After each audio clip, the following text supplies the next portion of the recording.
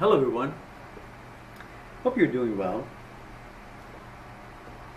I want to talk about OCD. You know how we all have a certain kind of it.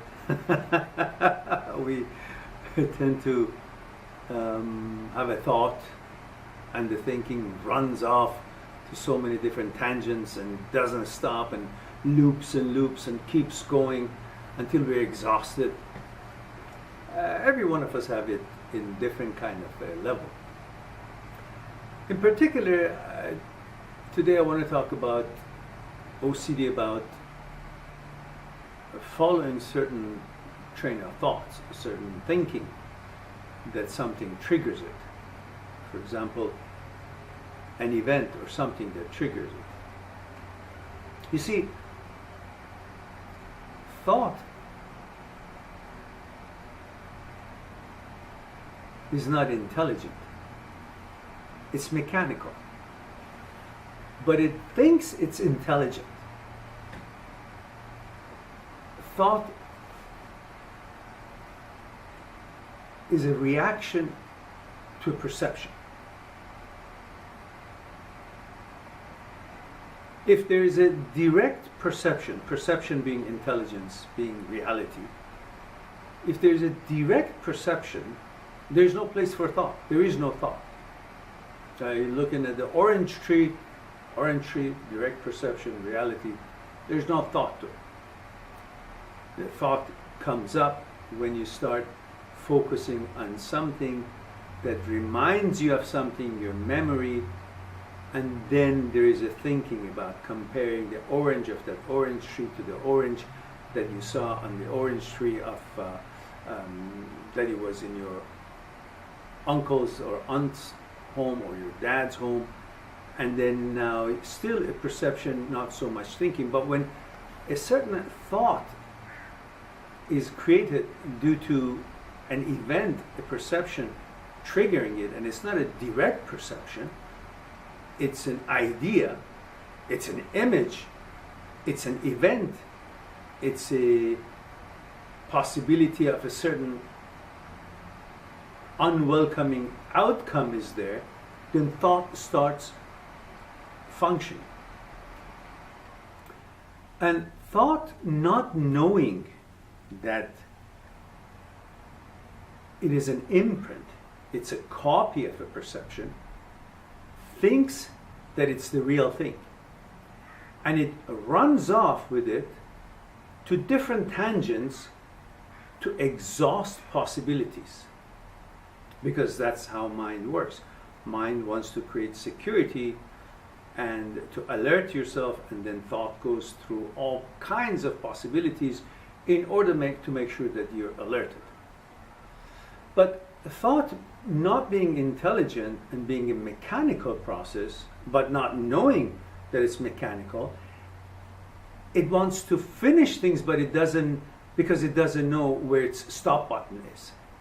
Every mechanical machine has a stop button, but thought doesn't know where its stop button is, and it thinks its stop button is at the end of all the tangents, all the imaginations, all the processes that it can do, that it can exhaust all tangents of the thinking process, and then when it reaches to the end, when there is no more possibility of thinking, because there's no more possibility of tangents, there's no more possibility of creating pictorials of this imaginary of this or this triggered situation, then it finds comfort, it finds relaxation, then it relaxes.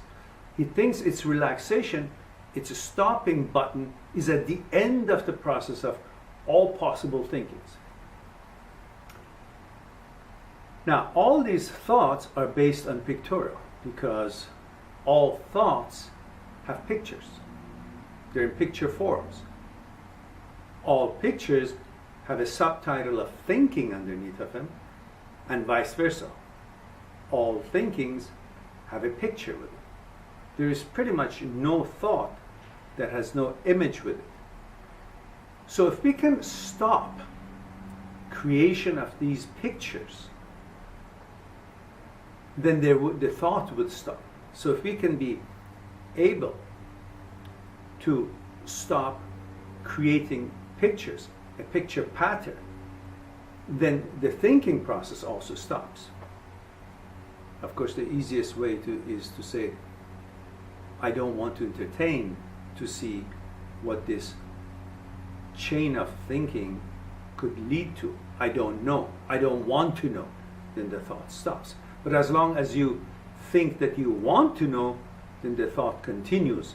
In that sense, then, on that way, we should be able to, if we are able to stop creation of pictures, images of what these thinkings are all about, then the thought stops.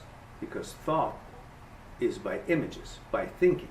So stopping the images will stop the thinking. Now, you see, thought thinks that is separate than us. A thought has created a center for us, as everything in the world has a center. Sun has a center, and things around it are based on the centrality, based on the center of sun, and everything around it is coming from that center.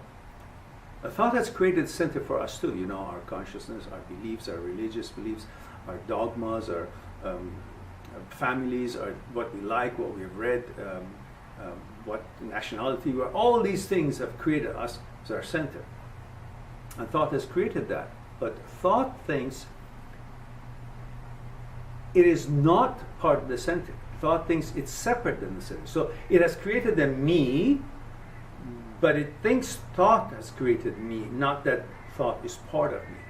So it's staying outside, judging me, and thinking that its solution of things is in the hand of thoughts, because thought thinks it's separate than me, and thought thinks it's intelligent. It doesn't know that it's mechanical. And in order to finish something that has triggered your OCD thinking, we need action. And thought doesn't know that what it thinks is not action. It thinks it's reality. It thinks it's intelligence. It thinks that what it thinks is actually action. So it's now running around creating all these thoughts, thinking that it's an action which could resolve that what it is that we feel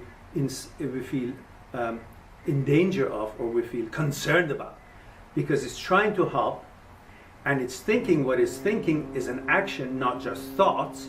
So it continues these so many chain actions. It goes to different tangents and imagines pictorials and pictures and creates imageries and thinking all these are actions in order to resolve and stop the danger or the concern that we may be fixing.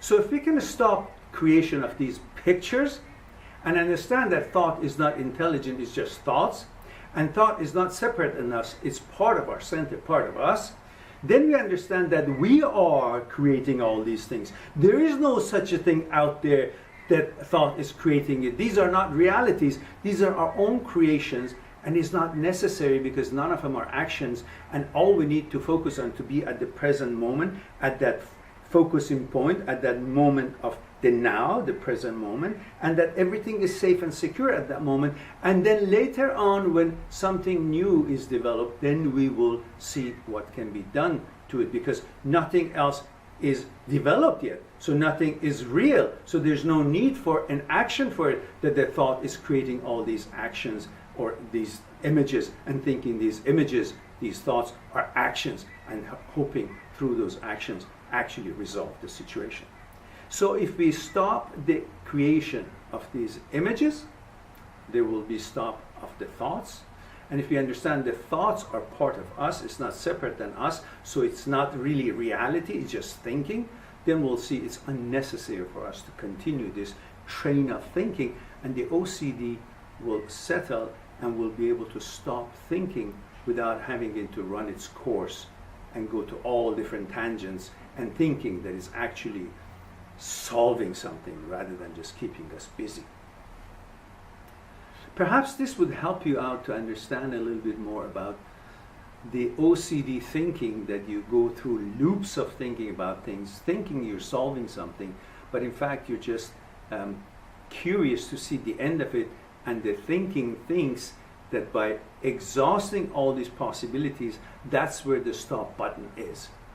So if you stop creation of these pictures, pictorials, images, the thought stops, and that's where the button could very well be. Hopefully that will help you to realize that you can control on the OCD and bring relaxation to your continuous thinking, and then go from there. Hopefully we'll talk about this a little bit further in some of the times, and at this point I hope you enjoyed a little pondering. Talk to you soon.